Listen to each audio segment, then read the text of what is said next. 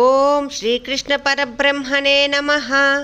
సంజయ ఉవాచ ఓం ఏవముక్తో హృషీకేశో గుడాకేశేన భారత సేనయోరుభయోర్मध्ये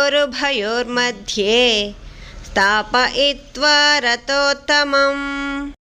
ఓం భీష్మద్రోణ ప్రముఖతః సర్వేషాం చ మహీక్షితాం ఉవాచ పార్థ పశ్యైతాన్ సమవేతాన్ కురునితి.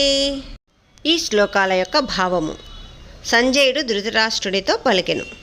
ఓ ధృతరాష్ట్ర, అర్జునుని కోరిక మేరకు శ్రీకృష్ణుడు ఆ దివ్య రథమును భీష్మ ద్రోణులకును ఆ పక్షమునందలి మహారాజులందరికీ ఎదురుగా ఉభయ సేనల మధ్య నిలిపెను.